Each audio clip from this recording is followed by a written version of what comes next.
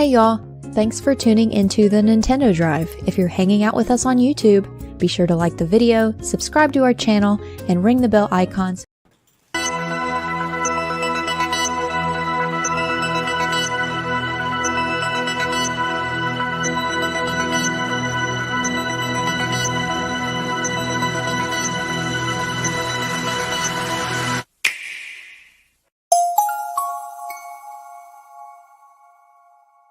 Hey y'all, thanks for tuning into the Nintendo Drive. If you're hanging out with us on YouTube, be sure to like the video, subscribe to our channel, and ring the bell icon so you never miss an episode.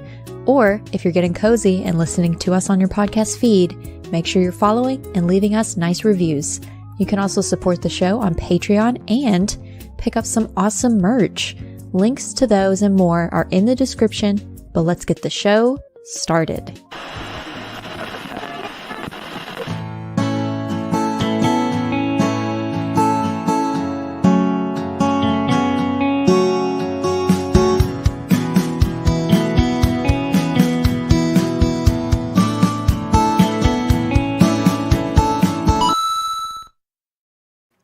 Hi, Sean. Hey, buddy. What happened buddy. just now?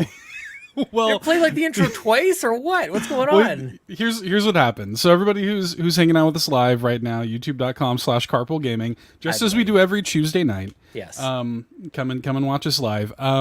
We went to start the stream, and typically the intro will, play automatically. Yes. And when we went to play the intro, on my side anyway, it said like your browser did not play the intro or whatever. It said like your browser didn't play the video. Cool. Okay.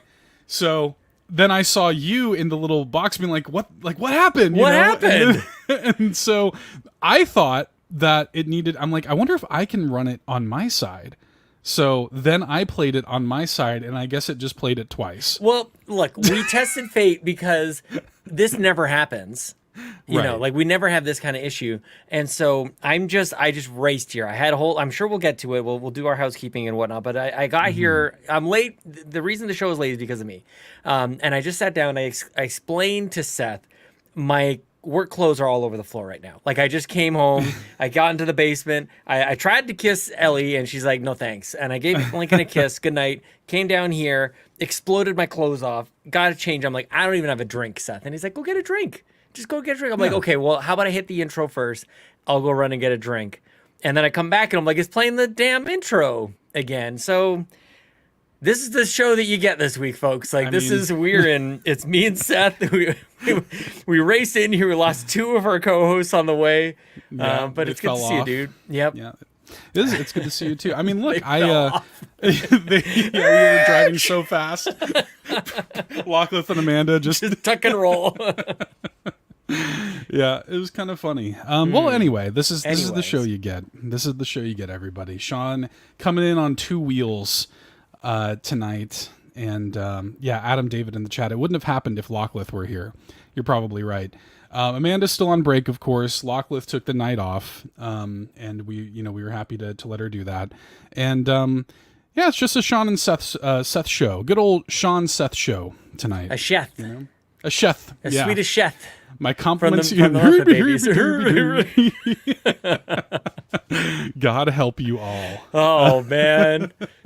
Usually you've got at least Lachlan to keep us in order. But somebody to rein us in. We are left to our own devices. We are in control. It's the boys' room. Yes, Yon 32. I was thinking that on the drive home. I was just thinking that a couple minutes ago. Holy boys' crap. room. Okay. Yeah. Well. As Sean, God intended. Yes. As God intended. I think that's what Miles of Amanda meant when she said, oh, God, in the chat. Yeah. As God intended. I think she meant, oh, God, what a great show. Yes, I think that is what you meant. Yeah, I think that's what she meant. Okay, well, let's do a little housekeeping. Housekeeping. Chipmunks at my door. Yeah, chipmunks over there. Just little cute little knocks on the door. Okay, couple of matters of housekeeping to get to. First of all, a few matters. First of all, Sean, you are currently the host of this week's current episode of the Pants Patreon podcast for Patrons podcast. Yes. The pants were on. Put my pants on one leg at a time. That's right, just like everybody else. Just like everybody else. And I. And then I make gold records. Yeah, he's just like you and I. So if you don't know, the Pants Patreon podcast for Patrons podcast is a weekly podcast that we do just for patrons at the exclusive tier plus. That is sort of like an AMA show.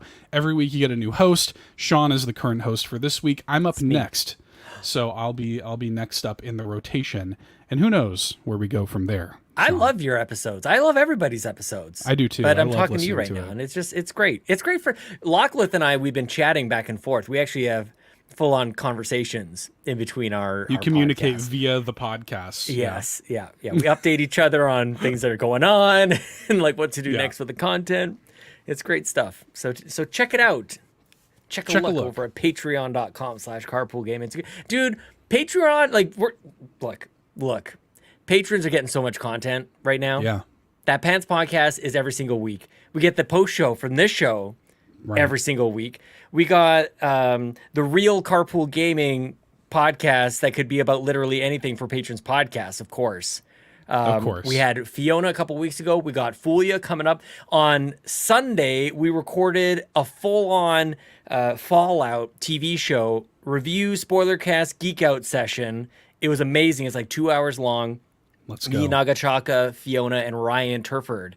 Just a whole smorgasbord of us over at Carpool Gaming. So, and more to come. Like, way more to come. We're just, you guys, we asked you to let us cook. We're cooking. We're boiling over. Overflowing. Like a crab boil. Just kind of. That's exactly what just, you know? Crab boil. Oh, no. Fighting for their life in there. That's right. That's right. I'm glad you bring that up because that is the next thing I was going to bring up in housekeeping. We do have that Fallout spoiler cast. I got carried away. No, I'm glad that you bring it up. That is coming soon. We're off the dome. Yeah, you're doing the housekeeping for me. We're doing it together. No one's doing it for you. We're a true. team. We're partnership. You know, we're good. We are. Yeah, the spoiler cast coming soon for patrons. So please be excited about that on Thursday. I also want to say too, even aside from all of this, you never know when we're just going to throw something up in the Discord and just do something in the Discord. That's true. So I did this past week a Porter Robinson listening party in the Discord for like 3 hours. Yeah. Just hung out, listened to music. I want to thank everybody who showed up for that. I thought nobody would show up. People showed up. It was kind of nice. Yeah, it was cool. It was kind of nice. It was just, sweet hangs. We fired up the showroom there in the Discord for the ID at Xbox thing, and we just watched it. It was me, Fee, and Bowza just watching it there in the Discord. And for 17 hours. Good for you.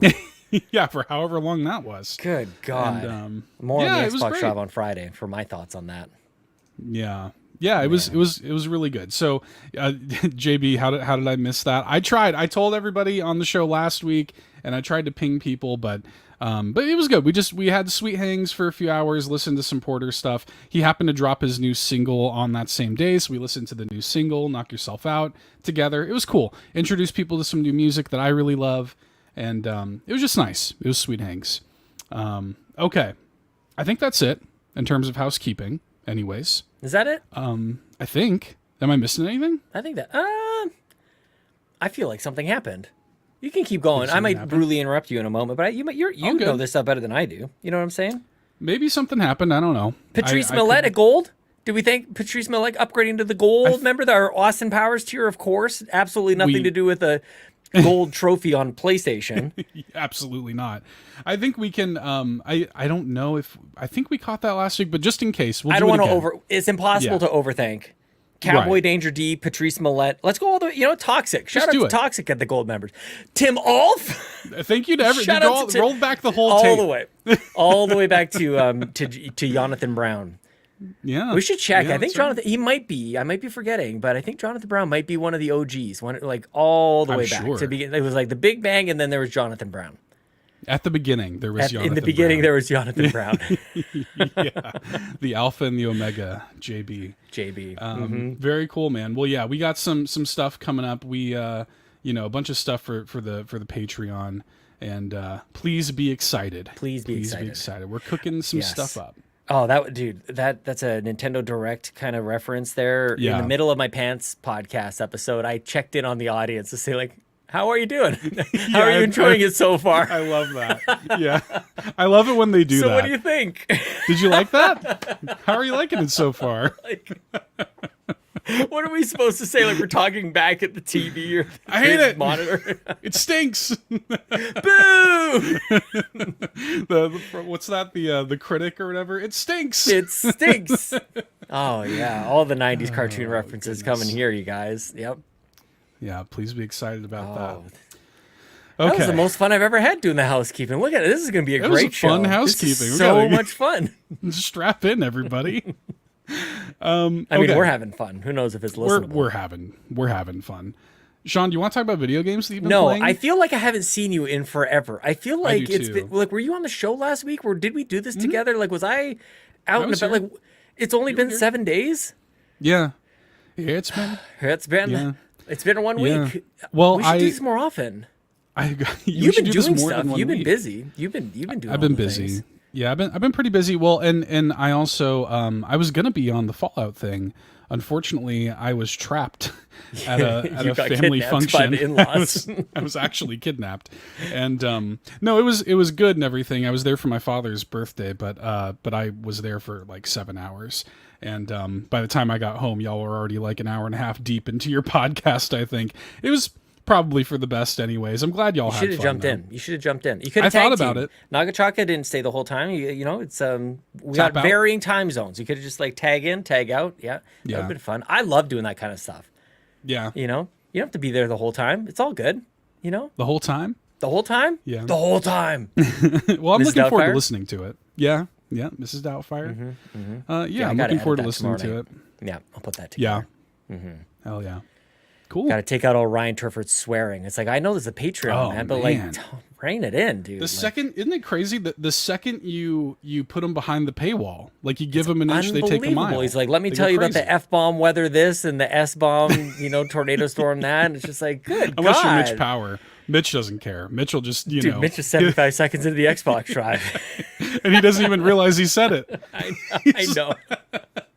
It's just part of his working vocabulary. He's like Ozzy Osbourne. Ryan's in the chat says, I swore once, and I'm posting that comment up on the video for the rest of the show. Just leave it up there. Just leave it. I swore once. Yeah. Amanda says that I do it as well, but like Ryan is just a sweet boy. I don't think so. Right? I don't think I do it either. That often. I don't think so either. No. Oh, we summoned Mitch in the chat. There he is. See you, Ryan. Good to see everybody in the chat. Brian Eck, Ron Savoy, Yon32. Everyone is here. Adam David. Very nice. Yeah. Bowser, of course. Yeah. JB. You do on the post show. Yeah, that's fair. Well then, Sean. Well, if you don't want to talk about the video games you've been playing, do you want to hear about the video games I've been playing? I want to. Yeah, I'd like to hear that. Yeah, sure. Okay. Yes. I want to talk to you about 2 video games. Actually, the first one I want to talk to you about, Sean, I think you would love Another Crab's Treasure. Actually, do you think this? I think you would love it. I think this is a Sean game. Really? Because, and it's on Game Pass, by the way. It is on Game Pass. Yep, it counts. I think you would love this game. It is a Souls game. I mean, it is a like Elden Ring, Bloodborne style Souls game where you play as a crab under the sea, and it's very cool and unique, and it has some very interesting sort of like new game. Like you play as a hermit crab, so the whole gameplay gimmick is you're swapping your shell the whole time. Like random trash under the water can be your shell, and each shell has a different like property. So if I pick up like a soda can, like, I can press like the Y button, it'll send out little fizzy bubbles and it'll do damage to people. If I pick up a coffee cup, I can like take a drink from it and get like a burst of caffeine and do a ton of damage like really quickly. It's super good, super fun, and it's difficult. Like a Souls game is difficult. It's got like these movement mechanics that you're seeing in this trailer, like the hook shot and stuff. Yes. Kind of reminds me of Sekiro a little bit. This has captured my attention. Yeah, I didn't notice that in the trailer. That's why I'm glad that we do this every once in a while. I just saw a hook shot and I was like, okay, you have my attention. The hook shot is on point. The boss fights are on point. The like you're seeing a bunch of footage from the bottom. My dog's freaking out at something, by the way. Apologies. That's not my dog. It's my dog. If we're here, my dogs, we're all in trouble. Yeah. from beyond. Oh man, I don't even have a dog. I don't even have a dog. Charlie, is that you playing? Damn. She's back. But the reason I think you would actually like it though, is because it's funny. It's really funny. I like funny the stuff. The humor of it is really good. Like the just the inventive ways that they work in like the humor of like using trash in the world. So you'll go to like a castle, you know, but it's like a sand castle, and like the flags inside are like ketchup packets, you know. There's a lot of like parody like brands all over. So instead of like a pack of like Marlboro red cigarettes, it's Mario red cigarettes. I'm here for it. Heck yes. It's yes. like Yes. instead of like Smucker's Uncrustables, it's like Shucker's Untrustworthies. I love it. Oh, I live for that. Yes. I love that stuff. And I just the whole time I play, I'm like, I bet Sean would love this game if you played it. I think you would really like it. Okay. That's the best. That's the most excited I've been for this game. Yeah, because I've kind of like tossed. It's kind of like silly looking, and it's like it is. It being a Souls like is not a guarantee for me. It's actually this humor you've got me, and the hook shot, the claw shot, whatever it's going to be called. Pretty interesting. Okay, it's good, man. I'm impressed. Now nodding enthusiastically for audio listeners. Here's the caveat though, Sean. Okay. Don't play it on Switch. Yeah. Don't play it on Switch. Play it anywhere but Switch.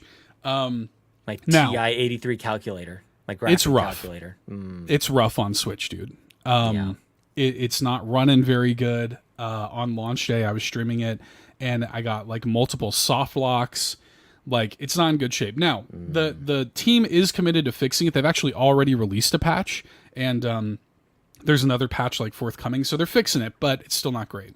Play it anywhere else. Like for you, play it on Game Pass, play it on Xbox, play it on PC. You're gonna have a great time. We did get a code. Those indie games on Xbox. We got it there too. Okay. Yeah.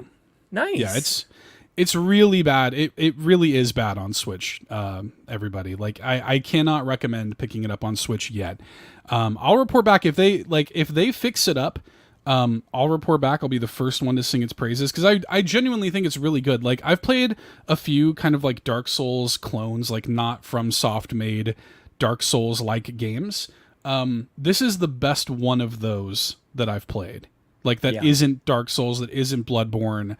This is my favorite one of those. It's but is it like Souls like difficult? Like it's gonna kick your butt? Okay. It's hard. Yeah, like it's difficult. There's a dude, one of the first open areas, it's kind of like Elden Ring. They put you into this open area called the Sands Between, which is pretty good. Kind of amazing. And there's just this kind of like an Elden Ring. You know how Elden Ring has like that big roaming dude in the first area? Yeah. They do that. Like there's just this massive crab called like Pagoris the Hunger or something like that. I love and it. He just chases you down. He has like a fork and knife attached to his claws, and if he grabs you, he will chop you and eat you. Oh. Yeah, it's pretty brutal. I was not expecting that. It's a very cute game. Okay, it's gonna go places. So you don't really know what to expect. It is like me, actually. Yeah. It could be, you know, 1 second it's a hard game. Next thing you know, it's got brand puns in there. I think you would genuinely have a really good time with it. It also is it kind of has something to say weirdly about like pollution and stuff. I have no doubt. Totally. Yeah. I wasn't expecting that because instead of souls, like you know how in Dark Souls you would get souls for killing enemies and that's what you use to level up. Yeah. In this it's microplastics. Come on. Oh. So you can so the idea is you kill enemies, they're microplastics like attached to you when you kill them. Yeah. And then when you level up, you're like purging the microplastics from yourself. And that makes you more powerful. No way. I love that. It's good. Listen, I don't get like political or cause based too much on the podcast here. I feel like one of the things about growing up is learning that they're just dumping stuff into the ocean it's a horrible realization. Like, is recycling not real? Like, what are we doing with this? And it's just dumping it in the ocean. That's what's happening. It's just dumped in the ocean. That sucks, man. It's crazy. I don't like it. I like my dolphins. I like my crabs. I like my weird sea creatures out there. I want them to be uninhibited. Right. You know? I thought we solved the whole sea turtles getting stuck in the things that hold your cans together in the six pack. Like, we can't be having that. That isn't good. Yeah. So it's like the whole world is made of trash. So like the enemies there'll be a dude, like, you know, those people that like joust with like the javelins that have like the little like handle on it. Like it's like a straw with a lid, you know? Come on. It's like stuff like that. So that it's just trash like everywhere. No kidding. It's really cool, really unique. Brian Eck in the chat asked if there's an easy mode. There actually is.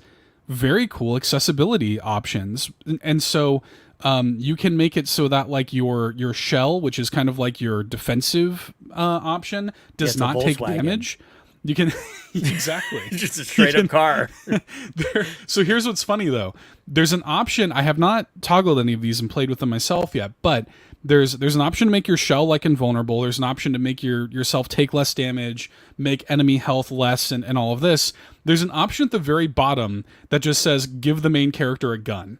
And I haven't toggled it yet, but I'm like, is it just going to become like a shooter at that point? Yes. Oh, I love it. That's great.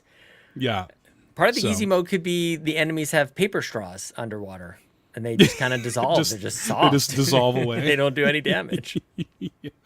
But it is cool though, because I think that there's been a lot of discourse over the years about Dark Souls, Bloodborne, whatever, and like, should they have an easy mode? Well, this one does, and when you go into the accessibility mode, or the options menu for it, it does do a pop-up. It's like, hey, this is meant to be a difficult game. We don't recommend, you know, turning these on necessarily, but if the game's difficulty is getting in the way of your fun, here you go. I mean, how do you argue with that? So, like, I think it's the perfect way of handling it, and I'm just really impressed. Like, aside from the performance issues on Switch, it's great. Like, I highly recommend people check it out. If you can play it anywhere but Switch, I recommend you check it out. Is it Yoshi difficult? That's going to be subjective. That is an impossible question to answer. Massive Amanda. Yeah, but yeah, it's really good, and I genuinely, I think you would really like it. I hope you play it. Sean Game, nice. Sean Game, nice. Okay, okay. Put it on the board. What am I thinking here? Put it on there. Write that up there. Another crab's treasure. I'm just going to write crab for shorthand. Crab game. Crabs. Yeah. I'm actually going to write crabs. Yeah. Maybe you'll get crabs one about week. It. Yeah. Yeah. Yeah. Oh yeah. That'd be a hell of a discussion, wouldn't it? Yeah. Put it right below my reminder of my doctor's appointment and see what happens. Doctors, get checked up at the doctor. Crabs. Crab game. No. Oh Jesus. Okay. Amanda and Lachlan may never come back. They might not. They're like, this is what happens? This is what happens when we let them off the leash. The other game that I'll talk to you about, Sean, quickly is a game called Stitch. Nice. This was shadow dropped during the Indie World Showcase from 2 weeks ago now? Yep. Was that 2 weeks ago? 13 days according to YouTube. Holy crap. It's crazy how time flies. I love this game. This game is super cute. No kidding. I picked it up. It's like a really good puzzle game. I'm having a great time with it. It's like a good, simple, but still kind of is just enough of a brain teaser. Did you ever play like Picross 3D on like the 3DS? I can't handle that. Are you kidding me? Yeah. I get a nosebleed and fall over for 3 days. It kind of reminds me of that. I loved Picross. Can't wait. And it kind of reminds me of Picross. You got these like daily challenges that you can do, big like weekly challenges that you kind of need to do like over multiple sittings and stuff. I don't know. Is it on phones? Really like is it only on? Is this exclusive? It's on phones. Mm-hmm. Oh, well, that counts. Yeah. Fully add it to the list. Do you have Apple Arcade? I don't think so. Oh, okay. Well, it's on Apple Arcade, I think. But they just now brought it over to Switch. I have an offer from Apple, except 1 month free. Hey, there you go. It counts. This goes so deep, dude. It counts, it's baby. So good. It counts. Yep. Next thing you know, you're all playing the Stitch. new games we've added. Here's one game for 1 month for free. Oh there it yeah. is. Get it? Yeah. Look how tiny this little phone is. I got a little mini phone. It's so small. I miss the small phones. I miss I miss my iPhone 5C. You know, I miss that. Yeah, it was a good phone. Good God, yeah. Yeah, you know. So, anyways, that's what Stitch looks great. I actually gotta get my hands on it. It looks. It's beautiful. Great. Yeah. It's so relaxing. Yeah. It's cute. Yeah, I play a game with the what the heck is it called? Something about colorful. It's a coloring game. It's a paint by numbers kind of thing, and you can play it. I should look it up actually because it's really lovely. It's just royalty free music and a bunch of pictures, and you pick your colors and you paint by numbers. It's actually very fun to play with the kids. We just sit back and relax, and if I've got enough energy, I won't fall asleep in the middle of playing it. It's like that relaxing. You just like Yeah. it just soothes you. It's just like, and I'm falling asleep. This too, But in the best way possible, you know, like if you're anxious, like these are the kind of games I think are wonderful because it just takes your mind off something just enough, but it's not crazy intense. It's not a Souls-like or anything, but it can kind of just ease you, you know. Adult coloring, I'm telling you guys, like you should do it. Great. Buy adult coloring books. It's a thing. Check it out. Yeah. Yeah. I love stuff like that. Just kind of, you know, I like daily kind of, I guess, things to wake up my brain. Like I do the New York Times Daily Crossword every morning. Every morning? Yeah. I know every you told morning. me that before. Yeah, it's my old man. My wife makes fun of me for it. It's my old man thing. But I've looped her into it because now we both also do Wordle every morning and have classic. For a long time. Gosh, I haven't played that. We still do it every morning. We still do it, and we do Waffle. There's a game called Waffle that we play. Which one's that one? I can't remember. That sounds familiar. It's I don't know. You just go. It's like wafflegame.net or something like that. It's like it's just a little like word game where you try to make words in as many, like you swap letters to make complete words in as few swaps as possible. I just loaded this up. Seth, no, this is not happening. So immediately cross-eyed. Yeah. Immediately cross. Right. Look at these ads that we're getting. Yeah, but we play that every day as well, and we like to send each other our scores and try to beat each other and stuff. I do the Saturday puzzle, Star Athena. The Saturday puzzle is sort of like infamously difficult for the New York Times Daily Crossword, and usually takes quite a while. But I like to do it. They're usually really big too. So. I literally don't know what to do. You're talking to the chat over here. I'm trying to do this puzzle. I have no clue. You're supposed to like swap letters and make words out of that? Mm-hmm. Any letters, just anywhere. Oh, if it's a yellow letter, that means that it is in the correct row, but not in the correct place, right? So if I had, so the A could go like here or here. It's just not. I can't see your cursor. Oh, you can't see the cursor. I'm sorry. Okay. Well, no, it's okay. Well, it's not very good for the podcast either. So, but it's a fun little game. I like to do it. Okay, nice. Well, thanks for introducing me to so many cool new games. Little puzzle games, yeah. It's an old man thing. Like my grandpa used to do the crossword like every morning and stuff. But totally old man thing. Go on the internet and play internet games. I guess. Just like Grandpa used to. He would do the paper crossword. He would do it in the paper. Yes, and he fold it up just right. Yes. Propped up. Oh, that sounds nice though. All folded and stuff, and he would have like he would be up in the in the early morning with like a cup of black coffee. You'd see him shirtless sitting at the kitchen table with his paper, just scrabbling away at it. Can I tell you something, Seth? That's why I work so hard. I work for that. That is the dream. Right. I cannot wait. Give it to me now. Let me retire. I'll sit with my undershirt with the mustard stains and just drink my coffee. Maybe I have pants on, maybe not. It's optional. Just like he would dude, you would catch him at like 2:00 in the morning. You would hear somebody rustling around like in the kitchen, and he'd be like going through the freezer with like the pint of like butter pecan ice cream. Yes, he'd just be like eating straight out of the pint. He used to lie to me when I was a kid and tell me that the pecans were flies, so that he could like have my pecans. So he's like, "Oh yeah, those are flies. You don't want those." And then he'd eat my pecans. That's such a good move. Yeah, and you fell for it. I bought a hook, line, and sinker when I was a kid. Yeah, man. Yeah, he was a good dude. Yeah, nice. I love that. Yeah, good memories. Shout outs to my papa. Yeah, good memes. Seth, you should check out Pokedoku. Pokedoku, is it like Sudoku but Pokemon? Is that what that is? Is this an all? Is this a? Can we bring this up? Pokedoku. Pokedoku. Yeah. Okay. I see. We can play this online. It looks like it. Let's play. This looks complicated. Okay, what? Like the give up button is right here for me to press. It's right there. Yeah, but there's an easy give up option. Oh, I see. So you hit okay, the so square it's a flying rock type. I see. Yeah. Okay. Is that like Geodude? Is that would that Paradox? What does paradox mean? Am I sure? Sure. Sure. No, is that not right? What's a paradox type? That's what I'm curious about. What does that mean? Do Geodudes not fly? No, Geodudes don't fly. Rock flying would probably be like, is Aerodactyl rock flying?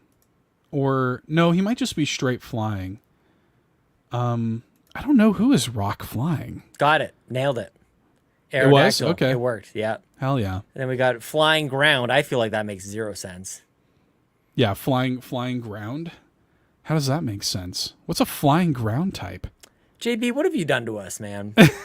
We're just playing this game here. This is the show now. This is just the show. Well, what if we just did this every week? Just did the Pokedoku. Could be a good starter. Just Paradox is the new future or past. Oh, I see. The new Pokemon from Scarlet and Violet. I'm not familiar enough with those. So okay, well, better luck next week, everybody. Yeah. Yeah. Well, I just found 3 online games that I suck at. That's cool. One of these. Damn. Well, is there anything that you have been playing though? Well, Seth, I was so happy that you were telling me about all these new games that you've been enjoying, and so I thought I would return the favor and let you know about a little game called Stardew Valley. Oh, hell yeah! I've started a new farm.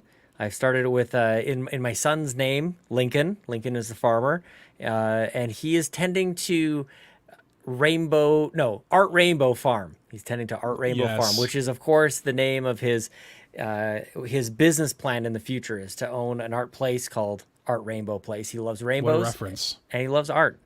And I gotta tell you, this game is so sweet. I was up at 4 a.m. this morning playing the damn game. It's very nice. Yeah, I love it very much. And I'm like looking into stuff like this, whatever it is. Shane wants red mushrooms. I'm like, all right, so where's Shane hanging out at? Where do I find these red mushrooms? Oh, I got to go in the mines. Yeah. Okay, let me just go like one level deeper. You know, I know I'm explaining things that people discovered like 14 million years ago, the time of the Stegosaurus and the Tyrannus Rex. But Stardew Valley, I've wanted to get into it for so long, Seth. Now's your time. It's my time. Now it's my time, okay? Mm-hmm. It's very fun. This is our time. This is our time. Goons. So who knows how long it'll last? I'm not entirely sure what I'm doing with my life, to be frank. But I'm just meeting all the people. I'm still like in the introductory stuff. I'm checking out the rat problem at the community town, whatever it is, the community building. Town hall or whatever, yeah. I accidentally bought a second bamboo rod because I thought that was an upgrade, but it's the exact same rod that I already have. So I'm learning lessons slowly but surely here. But I have a huge appreciation for this game. Oh, what I wanted to tell you actually, because like who cares about me actually playing it? I asked the kids if they wanted to watch me play it. I'm like, I've got a game. It's kind of like Animal Crossing. We can go fishing. Like we can plant some trees and some crops and stuff. And the kids were all over it because I realized that this thing can play on my laptop as well. I don't have a gaming laptop. I don't have a fancy thing, but it's fine. A pixel game. It can absolutely run Stardew Valley. So I hooked it up to my TV, HDMI out. I've got wireless keyboard and mouse, which I am using to control Stardew. Sat in my old man recliner, and the kids sat next to me and watched me farm away. And it was so great. And they are obsessed. There's a bridge by the beach that's broken. And it's like with 300 wood, you can fix this bridge very early on. And that's our mission. And the kids are stoked about it. But what they don't realize that is kind of fun is you go chop down a tree. You can get maybe 3 trees done in their beginning, and then you're done. You're exhausted. Yeah. So I've done a little bit of farming. I've been playing a little bit. I've got well beyond 300 wood. The next time those kids sit down and we play together, we're fixing that bridge, and we're gonna have a great time, man. Heck yes. So freak good. Out. They are gonna freak out. And we can catch all the bass and sardines and anchovies. Like, they're going to be stoked, dude. So it's checking off a whole bunch of boxes for me right now. So forgive me. I know everybody else is like passed on from. I love it. They haven't passed on. They've passed on. Good God. Interesting Please choice of words. Stardew Valley. It's deadly, this game. They've moved on from Stardew Valley. I haven't got around to it. It's been on the list, so I'm excited about that. But I do need to get back to Spiritfarer. So Speaking of passing on. Yeah, I know. Yeah, I've got passing on. I got to get back to that one. Good. That's a good game too. People are asking you. People are asking who you're romancing. Are you romancing anybody? Can I be honest? Well, number one, it's Lincoln is the character, so I don't know if romancing is going to happen. Like, it is kind of a little bit weird. People are going to come at me and say, like, I'm missing a gigantic part of the game. I'm sure. I don't think of this game in that way. Sure. At this stage. Now, who knows I'm still very early on, but I don't know why I don't think of Stardew in that way. I just want to tend to my farm. I don't want to be harassed, Right. I don't want no obligations or anything. I'll just try to remember people's birthdays like I do in the Discord, and that's it. Live your life. Yeah. That's it. And I don't know if I'm going to be playing with the kids as well. Like, I don't want to be like, oh, we got to go do how romancing are we talking about? Like, and here's like daddy's girlfriend. Right. Yeah. And also this character named Lincoln, like, what is he sleeping in that person's bed for? I don't understand. Like, I don't know what happens. Yeah, I want to be respectful. Exactly. Ron, I mean, yeah, it's, there are not like Stardew Valley, like sex scenes, but you do like, have to like give them gifts and you can get married and live together and things. It's just cute kind of thing. Yeah. It's pretty wholesome. Yeah. Okay. But still, it might be a little odd. I just gotta stay focused on my parsnips and my potatoes. Mm-hmm. Yeah, you do you. Amanda does make a good point. Romance can help upgrade the farm because you can have your partner like contribute to the farm and things. So there is that. There is a practical reason for marriage, just like as there is in real life. Just like you get to file jointly on your taxes and amazing. Oh goodness. Well, I'm glad you're playing it. I'm glad you're having a good time with it. It's a good game. A good time. It's very nice. Yeah. I think once I'm through Stardew and Spiritfarer, I feel like Mario RPG is just on the other side. Oh yeah. Just on the other side, because is it May when 1,000 Year Door comes out? Is 23rd. Imminent? Yeah. It's imminent. So we should know pretty soon what Nintendo has in store for us after that. Pretty quick. Who knows? Right? Or it's Luigi's Mansion still. True. Luigi's Mansion is like June 26th or something. Yeah, because it was like Peach, Paper Mario, Luigi's Mansion gets us at least satiated to a certain degree. Yeah.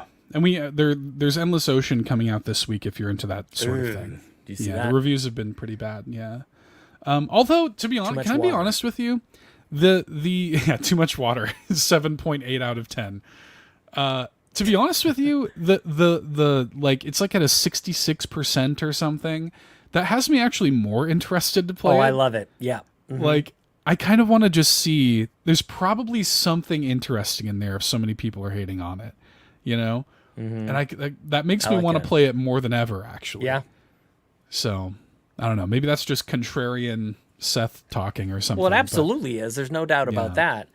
But one of the reasons I'm excited to find out what Nintendo has in store for us for the rest of the years, of course, people might remember, I still have a voucher. Yeah. This is one of the key rules for 2024 is I have a voucher. A pillar. It is a pillar. This is the thing. Like it's a get out of jail free card. You know what I'm saying? Like it doesn't cost me. I already spent the money in 2023, whatever last year was. Mm-hmm. So I'm good. But I didn't want to spend it on Peach, Luigi's Mansion, or 1,000 Year Door. So hopefully they got something else for me, Yeah, I bet they will. I'm there's been a lot of talk about Switch 2, especially lately. Well, who knows what's happening, right? But you got to imagine they're going to talk to us in June, just like everybody else does. Oh, E3's back. E3's coming back, dude. I'm bringing the energy, man. You guys better get ready. Xbox announced the thing. We're going to talk about it on Friday on the Xbox Drive. And then Ubisoft is the next day on the Monday. We're what? And like, who knows what else is going to happen. I'm going to have to book some time off work. We're like a month and change out at this point. Holy crap, Seth. I didn't even It's not far.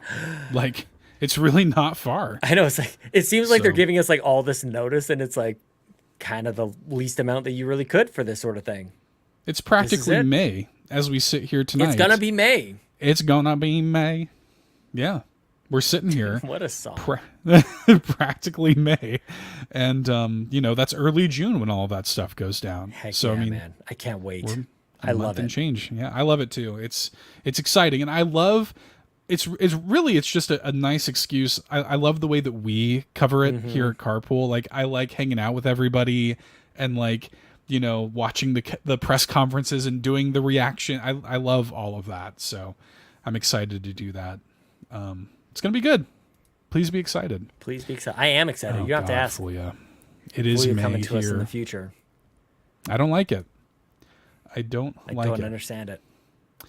Actually, Sean, if you would like us to transition into some questions, we have a question that actually is sort of like this that would be a little fun to explore. Okay. From Quaggy, none other than Quaggy. Of course. Who else but Quaggy? Says, Australia is wider than the moon. Venus is the only planet to spin clockwise, whatever that means. And lemons float, but limes sink. Does any of this information cause you to spiral like me? The last one. That one I don't understand. Is that true? Is that real? Lemons float, but limes sink? Lemons float, limes... I mean... Lemon and lime both have densities that are very close to water, so you would expect that they would both float. However, limes are slightly denser than lemons, which is why they will sink when unpeeled and lemons float. Peeling the fruit affects the density of the lemon. It will now sink slightly. I like this very much. I hate it. I don't like it one bit. Well, who ended up pairing the lime and the lemon is my question. Why do we think of them so similarly? Yeah. They're totally different fruit. They just start with the same letter. That's the only thing. They look kind of similar. Different color, you know? So So yeah, of course their density is different. Okay, I've wrapped my mind around that one. I'm okay with that one. That's fine. Who first paired lemon and lime? Can we get to the bottom of this? Why those two together? Yeah, what was the first lemon lime? So I mean, it must be like Sprite. an Italian thing, right? Because Italian have like limoncello and stuff like that, right? So, yeah. Savoy Prime in the chat. The show's wild tonight, yeah. Well, we had to bring it up. We had to bring it up somehow. We had to. I mean, it's the questions. This isn't even us. This is the questions tonight. Venus is the only planet to spin clockwise. Venus is a wild planet, you guys, and Starfield is coming back pretty soon. We're going to talk about that on the Xbox Drive. I'm going to have to do another like spacefaring stream over on Twitch. We're gonna have to learn about space again. Venus is wild. That? Why though? They think maybe it got hit. It's spinning the opposite direction and very slowly. A day on Venus is like a year on Earth. Like it got nicked, like a bike messenger, like it got clipped. Yep, that just clipped, and just like sorry. Oh man, now I'm spinning clockwise. In the wrong direction forever. You got me spinning out of whack. Just left it. Yeah. It would take another brave bike messenger to clip it the reverse way. Nothing can survive. Nothing can survive. Metal. You land a rocket on or a rover on Venus, and it melts. It's too hot. Wow. Did you know Venus is hotter than Mercury? It's hotter than the planet closest to the sun. It's so hot. Why? It's unimaginable. Why is that? It's a runaway greenhouse effect, Seth. The clouds, they're just intense boiling on the surface. It's a solid surface. It's very similar to Earth. Venus is very similar size, rocky planet, runaway greenhouse effect. It's like 1,000 degrees Celsius. Wow. I did or not Fahrenheit, know this. I can't remember. It's very, very hot. Oh yeah, it's way hotter than Mercury. Wow. The Russians, I think, landed something on the surface of Venus, and it lasted for like 4 minutes. They got a couple pictures, and there's some sound, and then it melted. That was it. Yeah. Well, check it out. It's very cool. It's like yellow sulfur over there.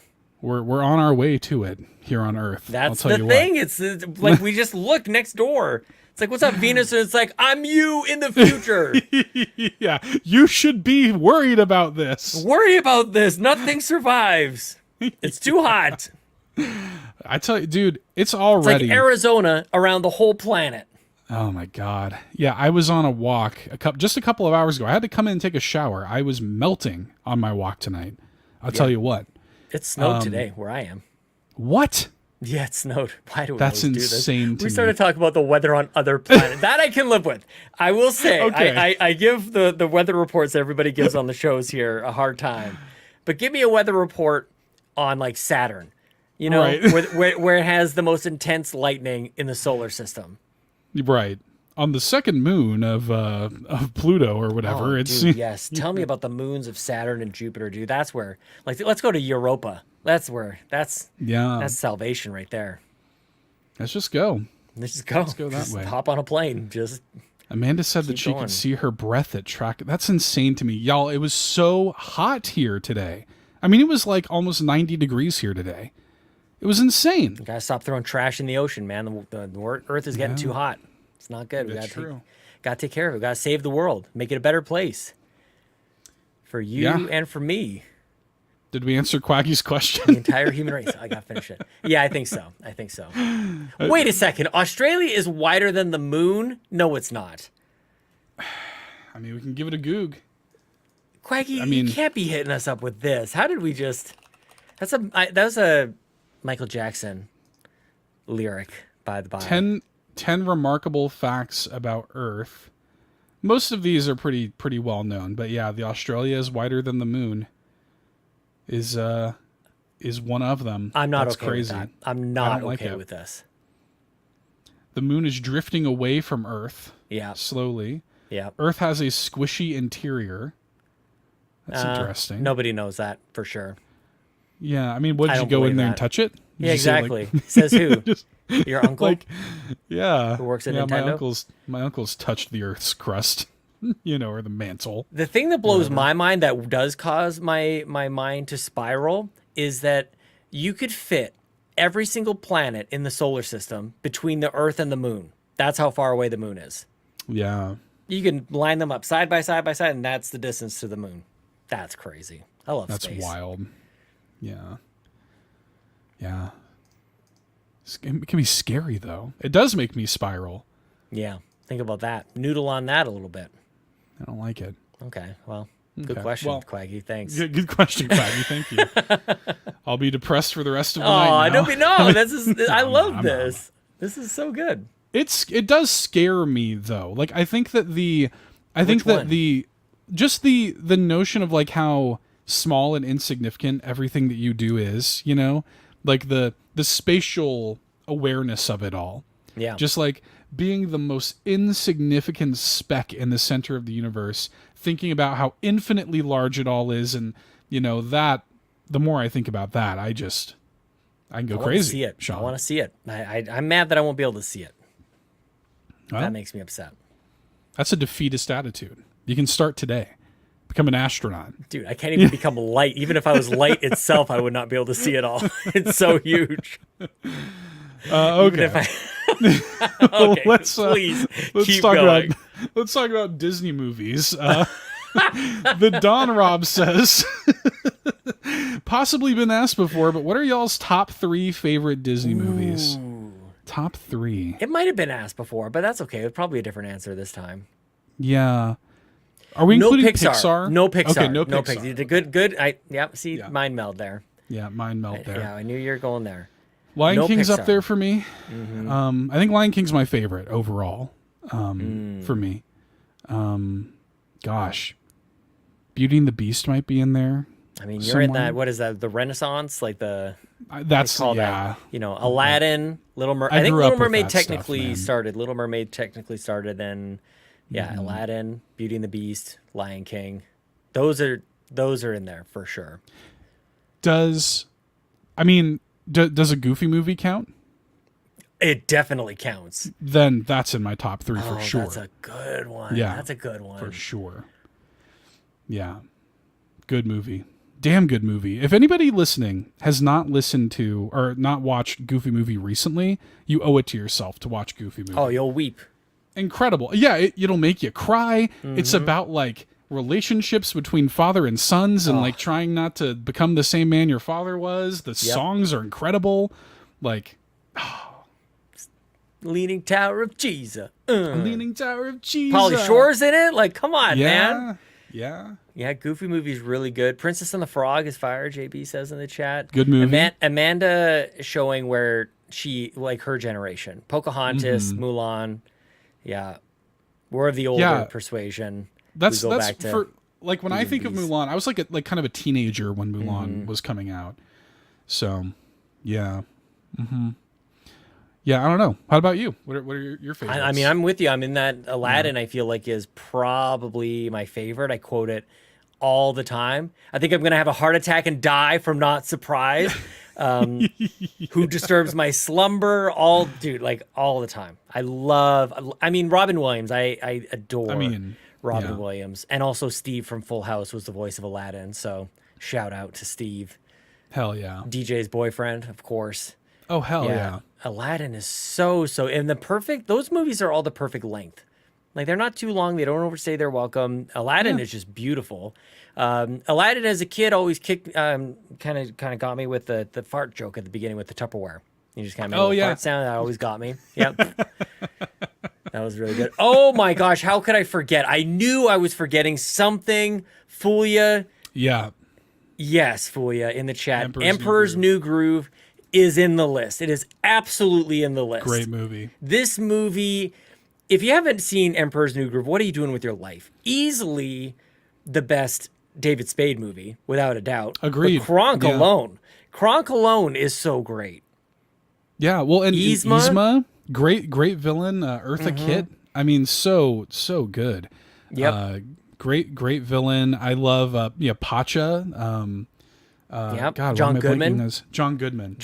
Yeah, his wife was good. I think her name was Nina on that show with David Spade, pretty sure. Hell yeah, man. Really, really good. Yeah. Oh man. Cusco. That intro song. What's his name? So good. Yeah. Oh, that's great. I mentioned Beauty and the Beast. Yeah, we've mentioned Beauty and the Beast lots, definitely. Yeah, Beauty and the Beast. You just realized David Spade was Cusco, JB. Oh, that was a huge selling point of it back in the day. Big time. Yeah. David Spade was a hot commodity back then, man. Was he? He was still Adam David points. He was Joe Dirt. He was doing he was coming off of the yes. Yeah. Don't fancy it up. Yeah, he was coming off all that stuff. So Emperor's New Groove is great. That's such I knew I can't cap this off. I can't say my top 3 because I'm forgetting one. It was Emperor's New Groove for sure. I was a child, Seth. Thanks, I hate it. That's really late in the animated run of Disney movies as well. It was one of the last ones because I think Tarzan was maybe the last one. Tarzan was pretty late. Tarzan was what 2002 or something like that. Wasn't that Tarzan I 1 think or so. 2? Yeah, I don't remember. It was the Tarzan and also Princess and the Frog was also very late. Well, Princess and the Frog was the big return. They were like, a return to hand animation, right? You know, that was what 2008 or 9 or something like that. Yeah, maybe. Tarzan was 99. Tarzan was 99. Oh gosh, that was not that late. Princess and the Frog 2009. Hercules, Amanda. I was just thinking Hercules, and I saw your comment in the chat. Hercules is pretty good too. Good movie. Yeah. Hercules is good. Yeah. Yeah. Yeah, I mean, I like the modern stuff too. I like your Moanas. I like Encanto. You know, but even that is kind of weird. Like when I think Disney, I do think of that Renaissance era animated Disney. I do think of Lion King and Beauty and the Beast and Aladdin. Yeah, that's my Disney. You know, so yeah, I feel like I can't even decide. Is good, but yeah, it's not my favorite. It's good, but that Cruella de Vil song's pretty good. Cruella de Vil. Cruella de Vil. I remember thinking, what's the lyric? Because I remember as a kid thinking these lyrics suck. I remember thinking that. They're dark, right? Aren't they pretty dark? What are the Cruella de Vil lyrics? Cruella de Vil. If she doesn't scare you, no evil thing will. Mm-hmm. To see her is to take a sudden chill. Cruella. Dude, that sucks. That's pretty bad. Yeah. That's awful. They definitely they definitely like leaned on the melody of it, you know. So yeah. Number 33 was Aladdin. That was the 33rd animated movie. Is that right? Is that what you're saying there, Tim Aulph? Tim Aulph? Yeah. Yeah, but Lion King's always going to be it for me. When I was a kid, like when Lion King came out, I was obsessed with it. When I saw that movie for the first time, it made me want to draw. Like I wanted to be an artist when I watched it. Big time. And I remember I used to literally pause the VHS and take paper and put it over the top of my TV and like trace over the still like frames on the TV. Yeah, the static would hold that paper up there too. Yeah, just like definitely would. And I wanted to draw Simba, you know? Like I wanted to draw like that. I wanted to be an artist when I was a kid. So, yeah. Good stuff. Good question. I could talk about Disney for forever. Yeah. Well, we could do it. Okay. Well, we should move on. Yes, Tim. Goofy movie. Hell yeah. Yeah. This is a very Sean question from Jardin. Is Brotato quietly a better game than Vampire Survivors? I think it is. You think so? I think people are going to be mad at me for that. It may be a recency factor, but I do feel slightly less disgusting about myself when I play Brotato. I feel god awful when I play Vampire Survivor. It is pure junk food in video game form in Vampire Survivor, but Brotato is just that little extra. It's a little deeper. And I also feel like this is so stupid. Like Vampire Survivor just has that clock at the top. It's just mocking me. It's like, this is how long we can keep you. Yep. We're going to take a whole half an hour. You're here. Problem. You're not going anywhere. Exactly. Yeah. It's just, it's holding up the mirror to myself. But it's interesting because like Bowser is all over Vampire Survivor. She loves it. Yeah. Every achievement, like everything you can possibly do. And I just don't get that sense from it that I want to do everything. Like that's really the criteria I'm basing this kind of comment on, is I do want to get to like every different like character, I guess, within Brotato and doing a run with each one. Everyone has its own perk, just like every character in Vampire Survivor has its own like starting weapon, and that's interesting as well. But yeah, I don't know. I feel like I've seen everything there is to see in Vampire Survivor, and I don't feel necessarily that way about Brotato just yet. Yeah. So, but they're both very similar and both very good, both very dopamine. Like they just directly tapping the dopamine drip in your brain. You're just waiting for it. Yeah. I feel similarly to you do about Vampire Survivors, where I feel like I literally inside of a week, I think put like 40 hours into that game. Like I did nothing but play it. I couldn't stop. Yeah. And like, I feel like once I hit a certain level with Vampire Survivors, I was like, okay, I can step away. Like it has no power over me anymore, you know? That's and then they'll release like some kind of content that I want to check out, and I abstain, so that I don't go back, you know? Yeah. It's an addiction. So, that's the thing. Like you can feel it taking hold like a drug addiction. So I hear. Yeah. So I hear. I have no frame of reference for it. I read Anthony Kiedis' book, Red Hot Chili Peppers singer. I read his book. I don't want any part of that. Good pull there. Okay. Well, let's get to Laura's question here. Question for the show. I've had the music from Yoshi's Crafted World, Amanda's favorite game, of course, stuck in my head all day, but it's actually making my workday feel slightly more whimsical, which is nice. Is there any particular piece of music from a video game that gets stuck in your head a lot? And is there one that you find yourself humming while doing mundane daily tasks to make them more fun? Thanks, and happy Tuesday. I love this question. I'm so excited to answer this question, Seth. Please. It's not a video game. I have to say, it's not an exact thing, but this is a real life thing that happened to Sean Capri at work. I used to be a server at a restaurant called Boston Pizza here in Canada. It's a large chain. I loved working at Boston Pizza. We had so much fun. Cooks were fun. Servers were fun. But everybody would get really stressed over the dinner rush, of course. It's so crazy, and people are bumping into each other and all this stuff. And I was like, we gotta got to cheer things up a little bit. We got to bring some whimsy in here. And so I would walk around like Fred Flintstone and Barney Rubble. Like they were walking around with the repeating backgrounds, and I'd go, and I would just like get the arms moving and the hips and everything. It was just, I would have a great time. I would do that often. That was a secret weapon, man. And it would totally make my day go better and made everybody's dinner rush go better. Just walking around like the Flintstones. It's good stuff, man. I have a story kind of similar to this. I used to work at a restaurant. Exactly the same thing. It's not exactly the same, but it's similar. And it isn't a video game thing either. But I worked at a restaurant for a little bit, and I rotated. I did all kinds of things when I started. I was a dishwasher. I did cook, stuff. I worked the grill. I did the crawfish boils and stuff. It was my first job. And anyway, there was a night where the morale was particularly low. It was kind of, if you've ever worked in a kitchen, there's something about a quiet kitchen that is especially depressing when you're working in a kitchen. And so I was washing dishes that night, and the guy that I was washing dishes with, we both started singing "I'll Make a Man Out of You" from Mulan. Amazing. And it's, speaking of Disney, and everybody in the kitchen started to sing along to it. Come on. And it was one of I long for moments in my life where my life can become a musical. Yes. All the time. I want nothing more than my life to be a musical. And that was one of the rare moments in my life where my life did become a musical. And everybody was it was the call and repeat, be a man, you must be swift as a coursing river. And I tell you, the orders were going out, baby.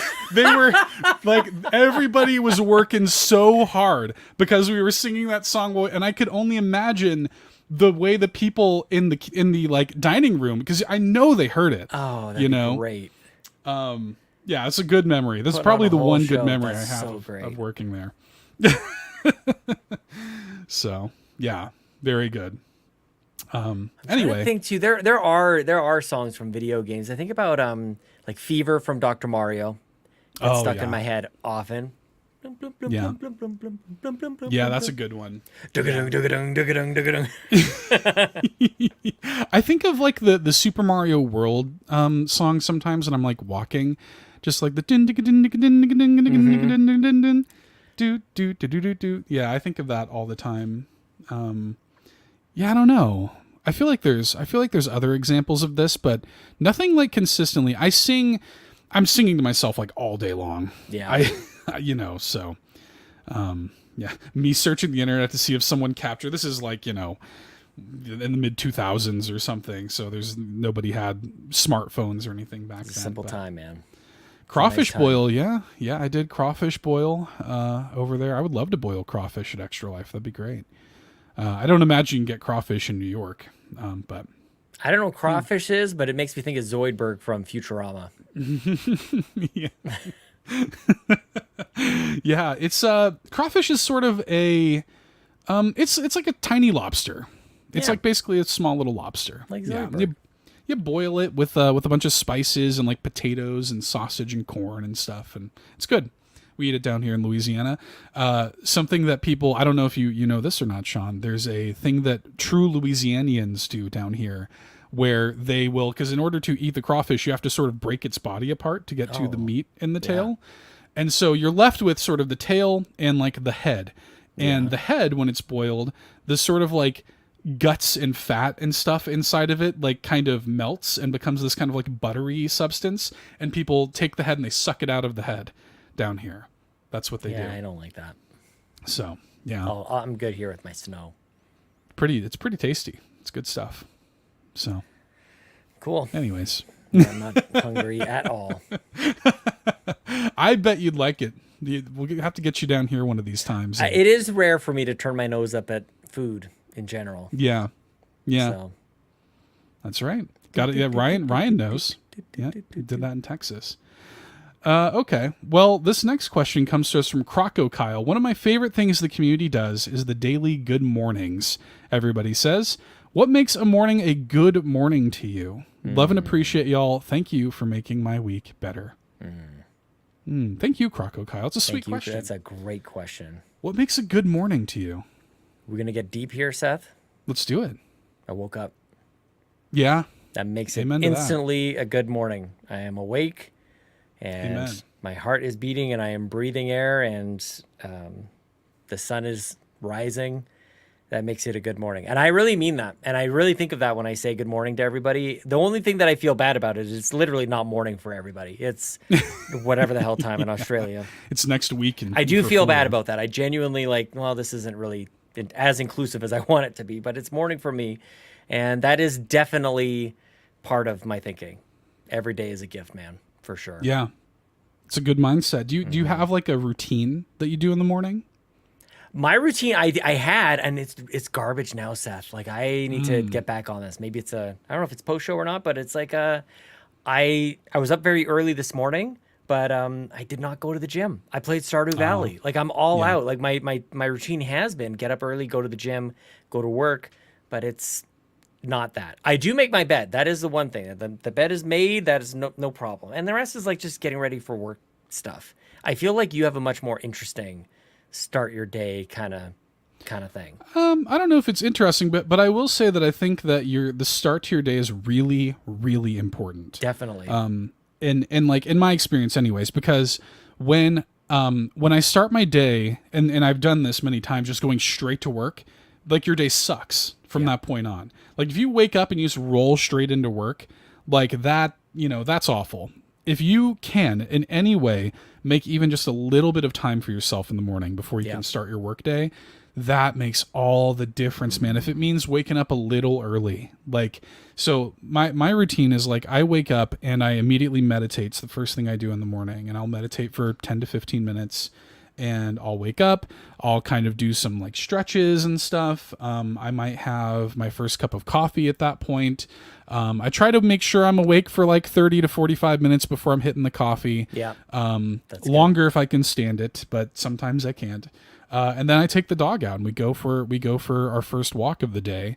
And I like to carve out like an hour to an hour and a half just for myself before I start working for the day.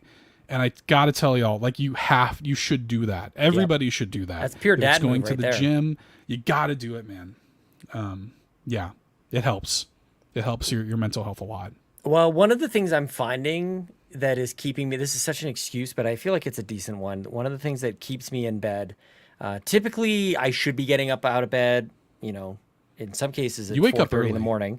But in the times where I know that I'm not going to the gym, like usually Wednesday mornings are pretty tricky because we record this a little bit later. So it's tricky to get up that early. But I also know that about 6 o'clock, Ellie is going to wake up and she's going to go to the bathroom and she's going to sneak into my room to just make sure that everything is good. I'll leave that for that. It's kind of personal, private stuff. But she comes into my room just like, Daddy, I need some help. And that makes for a good morning. I'll tell you that much when Ellie comes on in. And that's like, you can be dead to the world tired and she comes on over and it's like, it's the greatest. Seeing my kids before going off to work makes for a good morning. And I've been late many times and I will never apologize for that. I'll miss a bus. I'll be whatever. I will delay just for like one extra hug, one extra just moment, because I won't be able to. Tuesday is a good example. Like I got home, I'm down here. I got to see them for a split second. But I risk being late. The other thing though, it's a balance because I can't make them late. Otherwise I'm in trouble because they're getting ready for school and they've got their jobs to do. But I love spending time with the kids in the morning, man. It's pretty good. Pretty good. Yeah. So that kind of keeps me in bed. So tomorrow's a big day. Tomorrow's a big day for the Capri family, by the way. So stay tuned. Okay. All right. Stay tuned. Yeah. Exciting stuff. Lots of stuff going on. I love that. Well, yeah, I just, TLDR, everybody, make just a little time for yourself in the morning, because for many years I did the whole thing where I was waking up, as close to the wire as I could get, like as close, like how much time can I spend in bed? How much, can I get away with like, waking up right before I got to go to work, and it's just the worst. I mean, working from home made that even worse, Seth. Yes. Because you'd wake up and then you just go like straight down to or in my case, down to my office here. No good. You'd never turn it off. You're never not working at that point, right? So yeah. Look at that. It's important. That's what Amanda just said. Never not working. Yeah, it's important. You got to take care of yourself. Make a little extra time for yourself. If you can't love yourself, how the hell are you going to love anybody else? You know? Okay. We have a couple of questions. That was a great question. Thank you very much, CrocoKyle. A couple of questions related to controllers, Sean. I'm excited to talk about some of this stuff. So the first one comes to us from Solo. And Solo says, thoughts on the electric magnetically sealed Joy-Cons? Do you think being magnetic based, that drift is resolved for good? Also, fun run, what do you think the mysterious button on the R lower Joy-Con will be for? Slow motion mode like the old school controller that Ghostbusters drove the Statue of Liberty with, and that I needed to beat Back to the Future guitar scene. I don't know what he means by the second part of the question, but have you heard this like magnets thing? Have you heard of the whole magnets thing that's been going around? I do feel like I have, because I think I mentioned something about a monorail when it was brought up. So... the Simpsons monorail? Yes. Great. Because I also wanted to say, like, I don't think so, but like somebody's going to yell at me, like, we literally talked about this on the podcast. I think it was on the Xbox Drive. So yes, I'm aware. But is this like this the R lower Joy-Con? Like, are we referencing Switch 2 patents or something like this? Like, what's going on? Know. What is this? I don't get the second part of the question. Like the button on the R lower Joy-Con. I mean, currently that's where the infrared sensor is, right? Mm-hmm. Tim's here in the chat saying the rumor said that there was an extra button near the home button on that side of the Joy-Con. Okay. Well, I mean, I guess that's interesting. Yeah, all of this is Switch 2 rumors. The magnetic Joy-Con. Yeah. Mm-hmm. Yeah. So the kind of rumor is that the Joy-Con on the Switch 2 are going to magnetically attach to the railing of the Switch 2 or whatever. I don't really know if that's like to combat Joy-Con drift or if it's to make the thing like sturdy. I don't really understand like what the purpose of it is. Well, do they need to fix the rails? Like, I feel like that's fine. Like, I don't know, like maybe to a certain extent they've got a little bit of wiggle. Like, they're not really on their like 100% solid, but I don't think that that's a problem that needs to be solved as much as Joy-Con drift needs to be solved. Now, the other thing that comes to mind, though, is that, like, all controllers use the same kind of, like, layout or architecture for Joy-Cons. They all use the same. Nintendo, Sony, like, it's all the same. So is Nintendo going to be the one to come with, like, a new pioneering method for thumbstick? I don't know. I don't think so. Well, maybe. I mean, it's Nintendo. Who knows, No, it's Nintendo, so they'll use the exact same thing, and you're going to be getting Joy-Con drift in the next one, too. That's Nintendo. Yeah, you might be right. Tim says that the magnet rumor is magnetic suction, like the Joy-Con will attach via magnets. Yeah, that makes more sense. Yeah, like you attach them, I guess, to the thing via magnets, but if the theory, I guess, being that the magnets will somehow prevent Joy-Con drift because they can, like, somehow stabilize the... like controller or something, like stabilize the thumbstick or something like that. Is that the idea? I don't count on it either.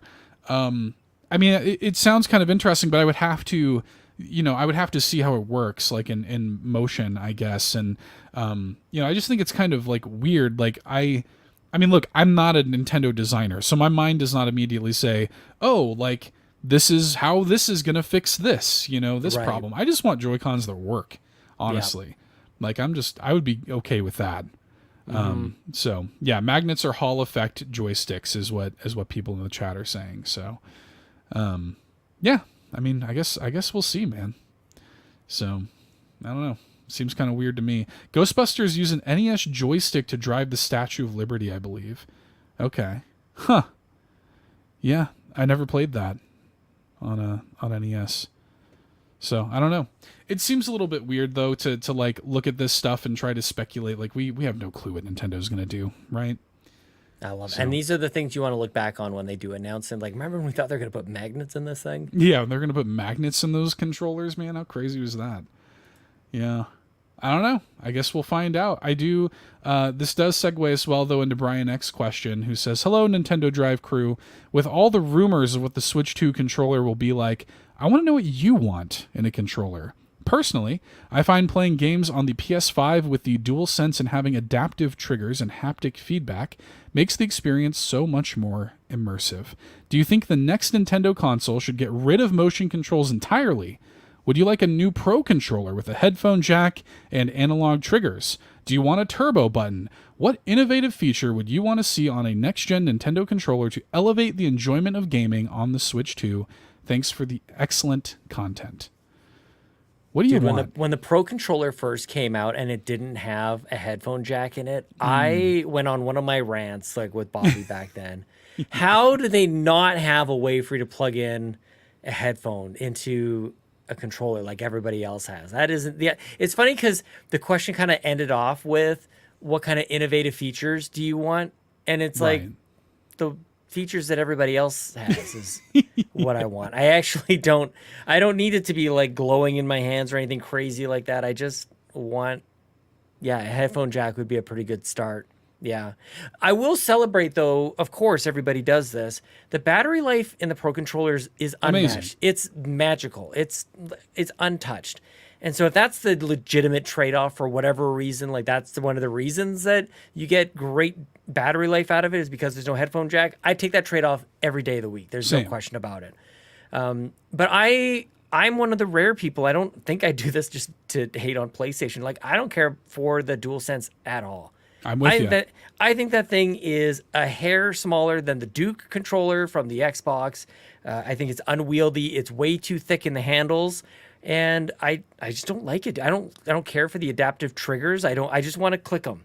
I don't want to get a hand cramp trying to fire a bow and arrow. I don't like that at all. I feel like my aim is way off when that kind of stuff is on. And I don't need a touchpad on it either.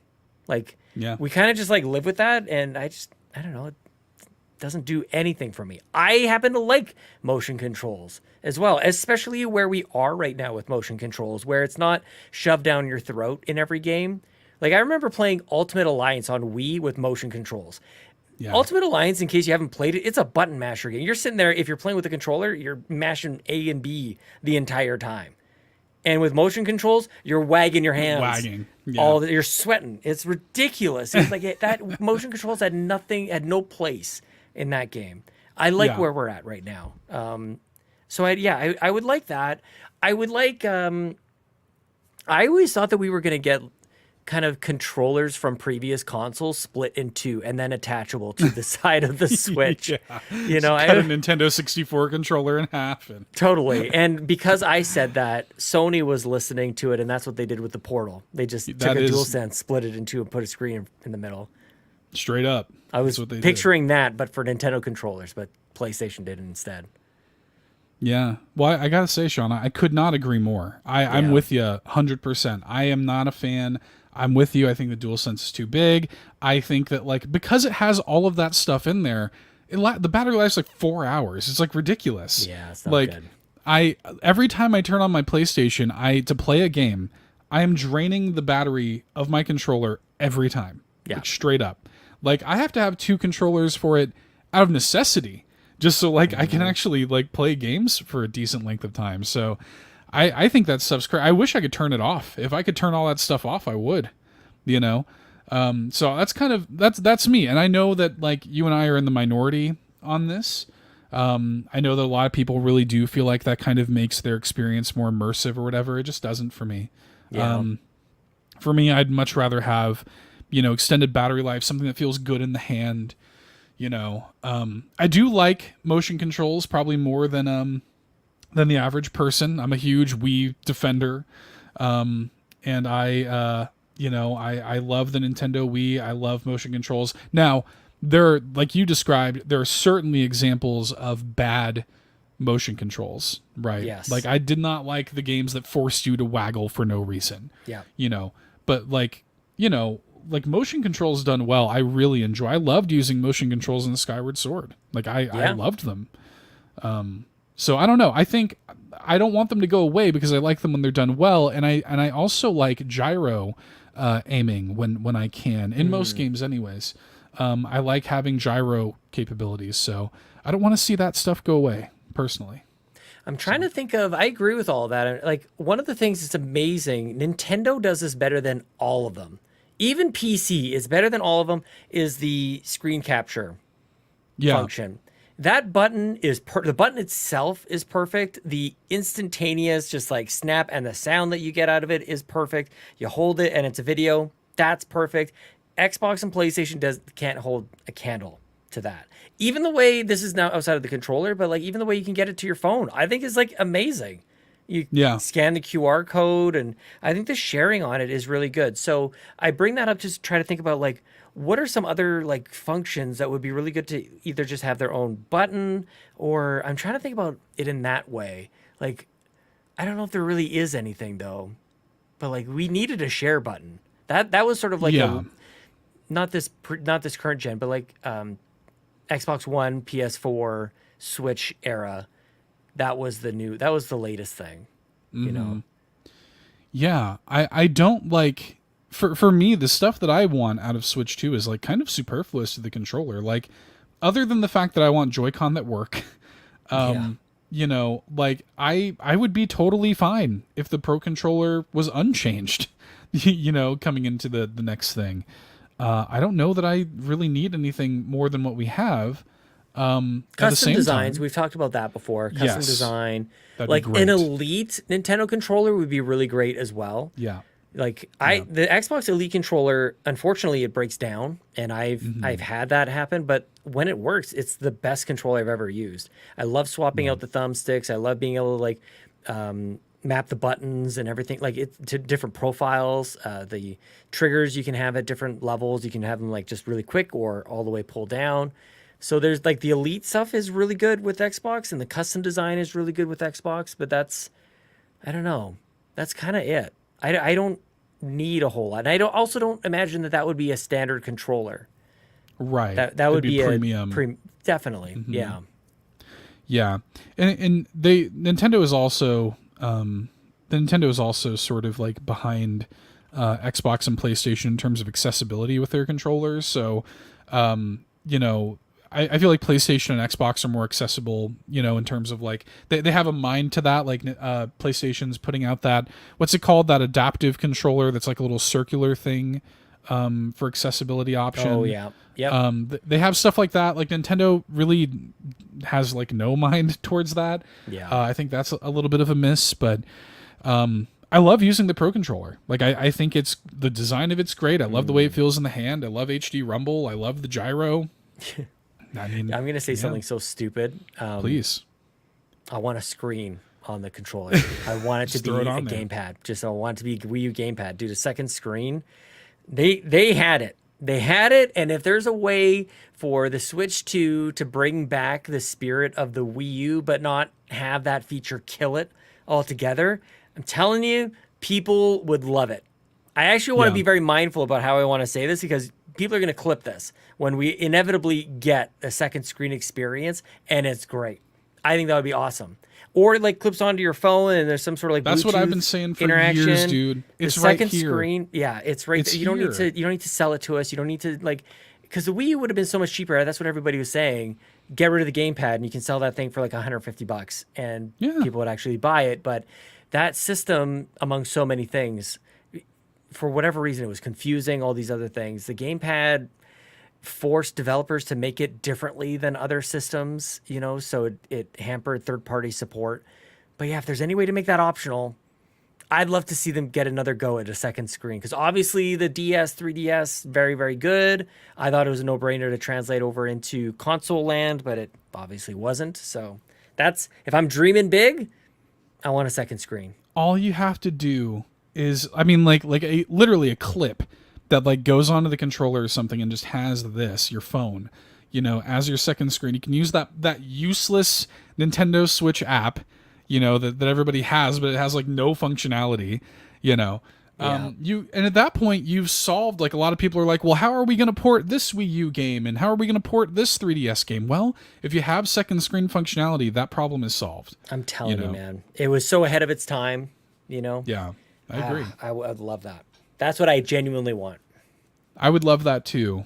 And it'd be cool too, because you could you could actually make that scalable too. Like it could be something that scales to the phone, but like, what if they had it like kind of an adjustable tripod or something where if you really wanted to, you could put like your tablet on that thing. Yes. You know, please. And just straight up have a second screen. That would be very good. I remember, Tim, your mock-up. Tim talked about this on the Nintendo Dads many moons ago. And I remember. I think it'd be great. I think that would be really cool, and I think that would be a way to sort of get that stuff, over onto Switch. I would love that. Yes, please. Yes, please. It'd be cool. Yeah. Okay. Did we do it? Are there any other thoughts on controllers? Any like other things that we might want to see the controllers on Switch 2 do? Oh, one other thought. Thank you for asking. I love this on the Dreamcast, and also the 64 to a certain degree had it as well. Like some sort of slot. I want to like put something in there. Okay. 64, mostly memory packs or the Rumble, of course. And with the Dreamcast, they had like a little Tamagotchi kind of like memory. What was it? A VMU, a video memory unit, I think it was called. Yes, that's right. And you could, it was generally used for memory. But yeah, you could have like little Tamagotchi games on it. You could take it out, have a little D-pad on there. Sonic Adventure Chow in there, and totally. Yeah, that'd be so fun, and it would be so weird. Like, I want something that's sort of like optional, but purely Nintendo weirdness in there. Yeah, that'd be cool. Yeah, I'd be into that. I would like something that's a little more. I like it when Nintendo does stuff that's kind of like just for funsies, just a toy, Like, I kind of like it when Nintendo does stuff like that. It'd be kind of fun. It doesn't need to be put like a Game Boy slot in there for anybody who's got a Game Boy game running around. Well, I was always surprised that, like, when they were doing those mini consoles and we all thought that they were going to, keep doing them, I was like, sell me a Game Boy that is just a Game Boy, like, preloaded with all of that stuff, and I would have bought it. There's many of them. There's many knockoffs on I have one. Yeah. It came loaded with all the Donkey Kong Country games and a bunch. You can load it up with even more stuff. But I would like one that has Nintendo quality for sure, because this is clearly a knockoff. It doesn't, like, the UI isn't amazing, and I still just want that. The presentation on the NES and Super Nintendo minis are so great. The classic editions, it's so perfect. Yeah, I'd like cheap that to too. make. Like not that expensive. And you gotta imagine that Nintendo looks at like these companies like Analog Pocket and stuff that are making this stuff like third party on the aftermarket. How do you not like feel like they're eating your lunch a little bit? Dude, every 6 months somebody talks to me about the Analog Pocket. I know, I want one. I need one of those things. Yeah, Holy cow. Analog Pocket. This might be a 40th birthday wish list. Hey, there you go. Because birthday's coming up. It is expensive. This is way more than anybody should ever spend on anyone for their birthday. Yeah. It's so much money. What's it, like $300 or something? American. So the exchange rate is not great to your boy. But I want one. These things are so clean. They're beautiful. They're absolutely beautiful. Not sponsored, by the way. They're making a Nintendo 64 like analog thing also. And that's also very cool. I also look at it as like sort of an investment because you can hook it up to like HDMI and like stream with it and stuff too, so that'd be kind of neat. Dude. They did the colors just like the old Game Boys used to have. It's the same tone. This green, I've talked about this a lot. I had a green Game Boy. That green is exactly the same. A lot of people like Game Boy Colors, Game Boy Pockets. That's what these are. These Analog Pocket. And they're the same colors. Oh, I would also like that in the controllers. I want old school, and I'm the one who liked the N64, the red, blue, green, like those tones are perfect colors for me. But I know a lot of people listening really like that. They grew up in the translucent, and everything was see through. I like transparent. That too. Yeah, a lot of like that purple. A lot of people really liked. Yeah. So more of that, more colors, please, Nintendo. I mean, it really, the solve for that really is Design Lab. Like Xbox figured it out, like why I never like this notion that like a good idea can't be like repurposed or used by somebody else just because their competition used it, you know, like it doesn't, I don't think, make Nintendo like less interesting if they do something that Xbox is doing too. It's a good idea. It is a good idea. I'll pay the extra so are to achievements. Yeah, tell me about it. Yeah, like, there's some things are just good ideas, and it's actually okay. I understand Nintendo has to be the pioneer, and Nintendo is typically the pioneer that makes the trends and stuff, but it is okay to follow some of the trends sometimes. Sometimes. It's like some of the kids get Design Lab. I know. Some of the kids get achievements. So, anyways, I think those are my thoughts. Wait till the Xbox Drive. Yeah, I think so. I would love to hear what others think of this question. What y'all want to see from controllers and stuff like this. Switch 2 talk has been rampant on the internet this past week. So certainly a lot to talk about. Who knows? Maybe we'll hear about something come June. Maybe they'll start talking about it properly. Who's to say, Sean? Who's to say? Jason Schreier. Yeah. Or who's the other one? Jeff Grubb. Jeff Grubb. Yeah. Yeah, they all say. All these leakers, right? Yeah. So. Eventually they'll be right. Yeah, that's right. Okay. Well, before we say goodnight, if you'll indulge me, Sean, I would love to thank our patrons. I would love to thank. Please. I'd love to thank the wonderful friends and supporters. Patreon.com/Carpool Gaming. Thank you all so much for your support. Thank you to our ultimate producers like the one and only Jonathan Brown, whose music can be found at linktree/pme.jib. So check out his awesome music. Thank you also to Cwaggy, who reminds you that the best babes are Xenobabes. Got links in the show notes, so please show your love and support to our ultimate producers. Thank you to our platinum producers, Robby, Bobby Miller, and Tim Paullin. Thank you very much to y'all. And thank you to our gold members, Adam K, Anna, Awesome Dave 1337, BobLoblaw, Brad Moore, Brian Reese, Cecily Carrozza, CowboyDangerD, CrocoKyle, Dan and Luma, Dannohh, Emily O'Kelly, Jan32, Patrice Mallette, Peje EP, Shane Erickson, Tim Aulph, and Toxic.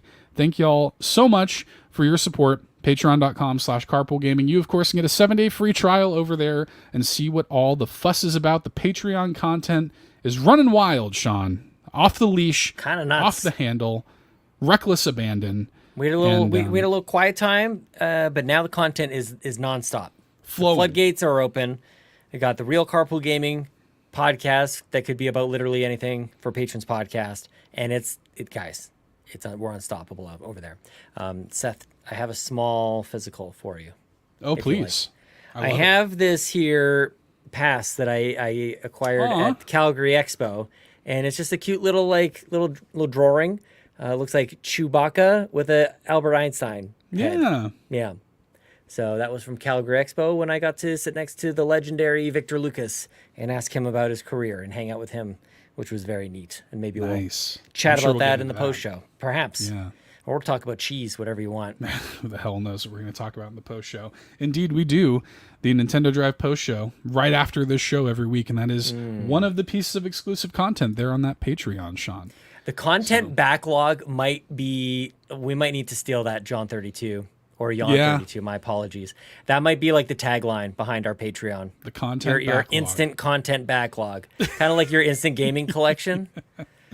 Yeah. Instant games collection, instant content backlog. Yeah.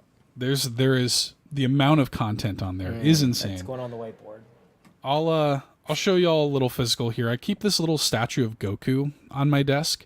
This is like Son Goku, like young Goku. Just a little statuette that I keep on my desk, little Goku. I just like his little determined, face and stuff, and I just like he's just kind of standing there looking like all, determined and cool. Goku rules. He's just awesome. Goku's just the best. Just like looking at him. If I'm ever feeling down, I'm like, what would Goku do, man? WWGD. Get the bracelets. Yeah, As right. I was writing content backlog on my whiteboard over here, I was reminded, I cannot wait. I really hope everything's great with Locklith. We're thinking about you, especially when I read embargoed games. Which is a reference to last week. She teased that she was going to talk about something, but she was setting her own embargo on talking about the game, which I love. I love it. I still don't know. I don't know if we... Should I know what it was? She did reveal it? She revealed it in the Discord. She did talk in the Discord. She did release the embargo. What was it? It was coffee talk. the oh, I did see that. Okay, yeah, like yeah, the yeah. 2018 That's game. So funny. Coffee That's Talk. so good. So good. Yeah. Okay. Nice. Yeah. Very good. Okay. Well, everybody, this is usually what Locklet does, so I'm going to be bad at this, but thank you for for hanging out with us today on the Nintendo Drive. Bump that like button if you haven't already, and you flick it, punch it, bop it. Bop it. Twist it. It always, like, if you mess it up, it makes like the crash noise. Feel this carpool in the comments below by letting us know what you want in your Switch 2 controllers. Come on in to the Discord, free, friendly, and welcoming Discord community where we chat. That's where we poll for questions every week and everything too. So come hang out. Sean, where can people find you online? You can find me on Twitter at Sean Capri. Sean like Connery, Capri like the pants. And send me a friend request code on the Nintendo Switch platform.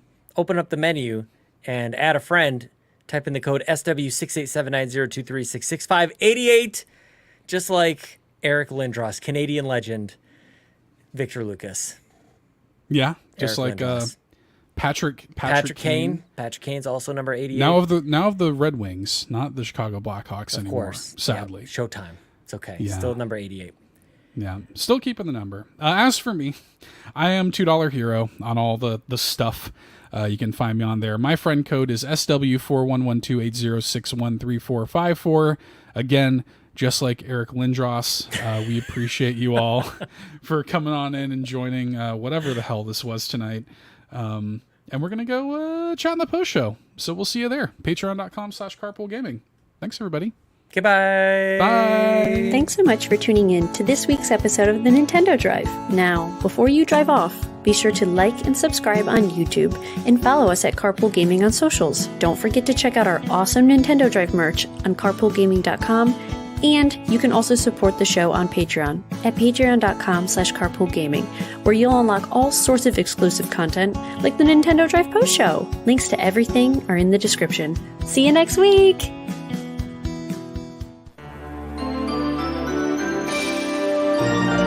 Beak.